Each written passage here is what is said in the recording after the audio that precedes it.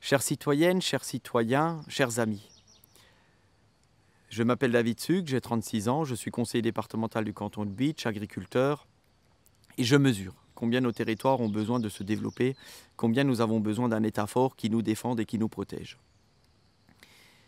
Emmanuel Macron, jeune président que j'ai voté dès le premier tour, parce que je suis évidemment de droite et du centre, je suis vice-président à l'UDI, mais je ne pouvais pas voter François Fillon pour les raisons que vous connaissez. Ce président qui incarne cette jeunesse, ce dynamisme doit réussir. Nous devons avoir une Assemblée nationale qui le soutienne, une Assemblée nationale qui soit l'expression des territoires et du peuple. Une Assemblée nationale qui ne soit pas juste représentée d'élus qui soient au service d'un parti. Ils sont trop au service d'un parti. Il suffit de regarder le mercredi après-midi pour se rendre compte que l'Assemblée nationale, c'est juste une opposition et une majorité. Non, l'Assemblée nationale, ce doit être l'expression du peuple, des territoires, comme ça a été créé à partir de 1789. C'est la raison pour laquelle, avec Marie Hénard, nous n'avons pas demandé d'investiture à aucun parti, pour être libre, pour être à votre service, au-dessus des partis politiques. On soutiendra Emmanuel Macron, mais je m'opposerai lorsqu'il proposera par exemple de taxer davantage les retraités, ou lorsqu'il ne donnera pas les moyens aux collectivités de financer ses promesses de campagne, notamment l'augmentation du RSA et de l'APA. Notre circonscription doit s'inscrire dans ce renouveau. Notre circonscription doit s'inscrire dans cette dynamique. Je ne veux pas d'une circonscription qui soit dans l'opposition. Je ne veux pas d'une circonscription qui soit en retrait. Je veux une circonscription qui soit écoutée par l'État. Une circonscription qui profite d'investissements de l'État, de plus de services publics. Une circonscription qui s'inscrive dans le développement du territoire. Une circonscription qui n'oppose pas les territoires. Et donc, j'ai choisi une jeune juriste, à la fois une femme parce que la parité doit rentrer en politique, une jeune juriste parce qu'il faut des jeunes qui s'investissent aujourd'hui en politique, et puis une juriste parce qu'un député, c'est quelqu'un qui propose des lois, qui propose des amendements, qui n'attendent pas que les attachés parlementaires ou les partis proposent évidemment des textes qui ne soient pas à la mesure de nos attentes. Nous sommes dans un territoire spécifique, nous avons besoin d'une écoute spécifique depuis l'État.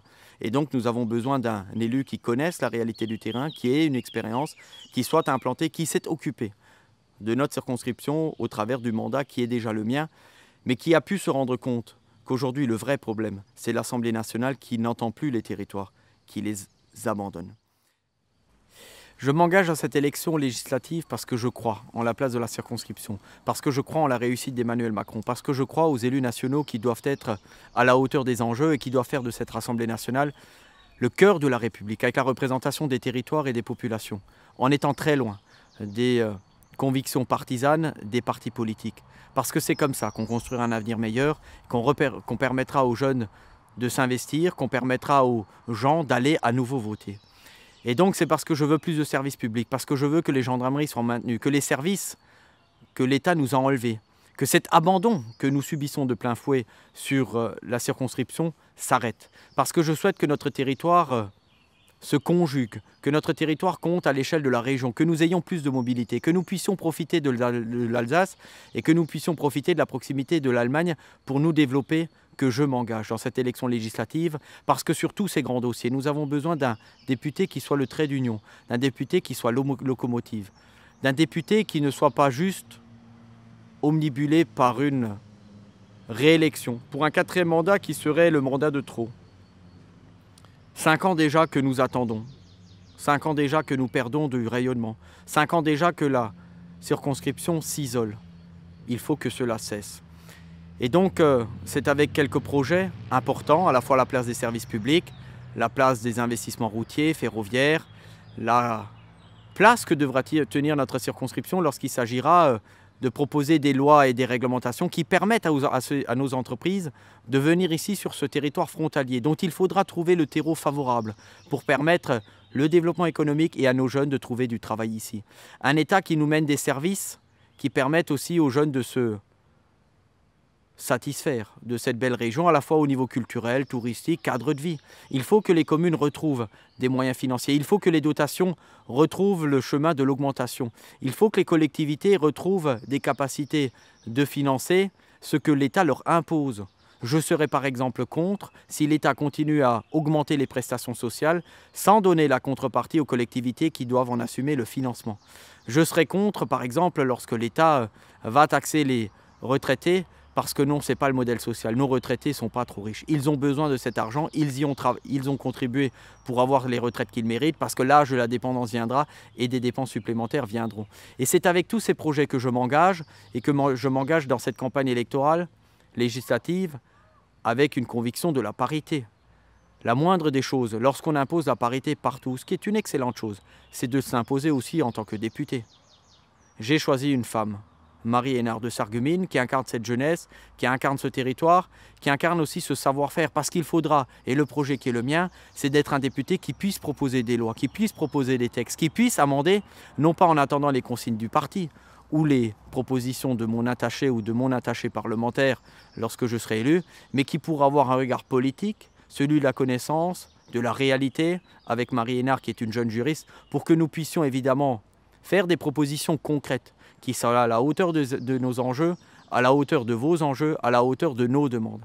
Voilà pourquoi je m'engage dans cette élection législative, parce que notre circonscription doit retrouver toute sa place. Je veux être fier, lorsque vous regardez le mercredi après-midi l'Assemblée nationale, d'y voir une circonscription présente, une circonscription travailleuse et un jeune député qui sera évidemment partie prenante dans l'élan qui est incarné par le président de la République. Cette campagne des législatives qu'on a souhaitée dans la proximité, dans la richesse des échanges, puisqu'avec Marie Hénard, nous avons choisi d'organiser plus de 80 réunions. Nous avons choisi évidemment de vous exprimer à la fois nos projets, notre ambition, et je souhaite remercier les médias. Je souhaite remercier à cet instant l'ensemble des élus qui nous ont accueillis. Je souhaite remercier toutes celles et ceux qui sont venus à notre rencontre, toutes celles et ceux qui sont derrière le poste pour m'entendre, toutes celles et ceux qui n'ont pas ménagé leur temps, à la fois pour tracter, pour être au service de notre équipe, parce que c'est important, à la fois parce que notre message, c'est votre message, et c'est votre engagement qui permettra d'avoir pour cette circonscription un jeune député. Je veux vous dire l'enjeu qui est aujourd'hui de taille, puisque le député sortant me pointe comme le principal adversaire et comme son futur remplaçant. Cette démarche devra se concrétiser le 11 juin, parce que vous allez nous soutenir massivement, parce que vous avez besoin d'une circonscription qui soit active. Vous avez besoin d'un député qui soutienne Emmanuel Macron, un député qui vous soutienne au-dessus même des consignes de parti, et c'est la raison pour laquelle nous n'avons pas choisi d'investiture, et vous l'avez bien compris.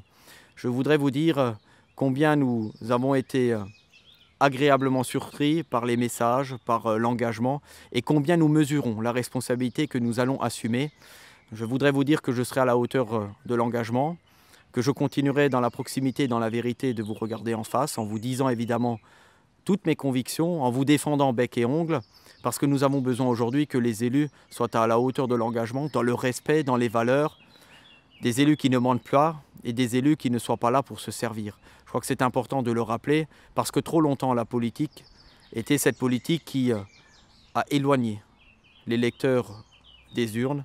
Il faut que cela cesse pour que ce pays puisse se rassembler dans une belle dynamique. Le 11 juin, dès le premier tour, votez David Suc et Marie Hénard.